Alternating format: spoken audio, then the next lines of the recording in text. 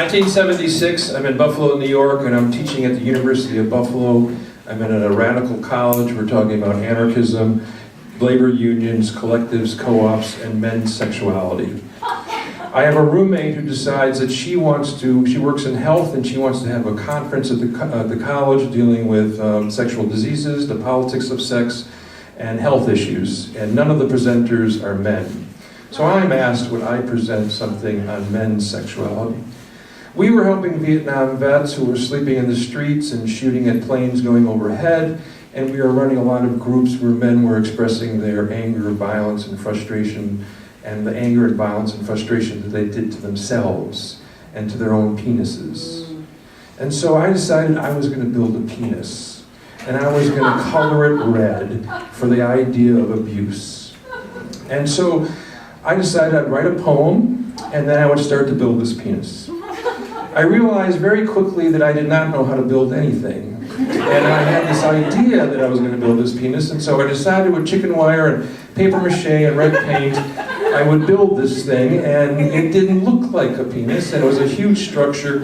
And on the day of the event, I dragged this thing into the exhibit hall, and I'm there with a lot of women from women's studies and various people, and women are coming up to me and they're saying, "What is it?" And I'm saying, "It's a penis." And a couple women say to me, "Does it really look like that?"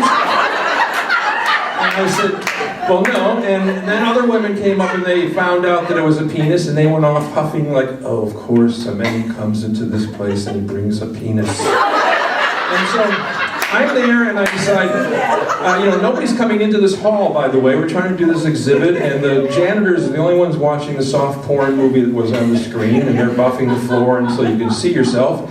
And I notice suddenly a crowd of people goes by the door where we're in.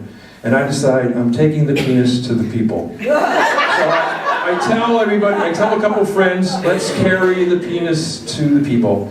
So I have no idea what's going on in this room, and I get to this room and it's jam-packed, and I say, okay, let's put the penis above her head. We trudge through the crowd and we try to stand it up. Now everyone's yelling, put it down, I can't see. I see this is very symbolic. They don't know that it's a penis. What I realize is this was Jimmy Carter, who was at the University of Buffalo giving a presidential talk. So I am very quickly surrounded by Secret Service men who are coming up to me and saying, "What is it?" And I'm saying to them, "It's a penis." And they're talking into their microphones, "He says it's a penis." And they're asking me again, and I'm saying it's a penis. And meanwhile, people are knocking it down. So finally, I realize my time is very short, and I'm going to get thrown out of here, and so I turn around and I yell to Jimmy Carter, I say, "Are you for adolescents having safe sex? Are you for abortions? Are you for oral sex?" Quickly, Jimmy Carter was now being ushered out the other side of the hall, and I was being ushered out the other side of the hall and being put up against the wall by two Secret Service men who were screaming in my face, "You are a sick motherfucker." And so, basically, this happens for a little while, and then the other people are walking by yelling at me the same thing. And then suddenly a professor that I knew, who basically took acid every day, came up to me and said, "That was brilliant."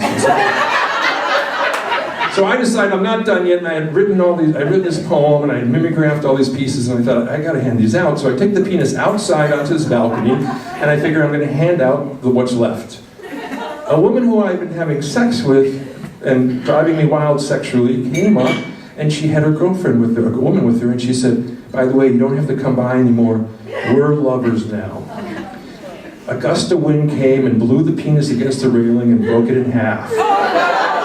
I thought that was symbolic.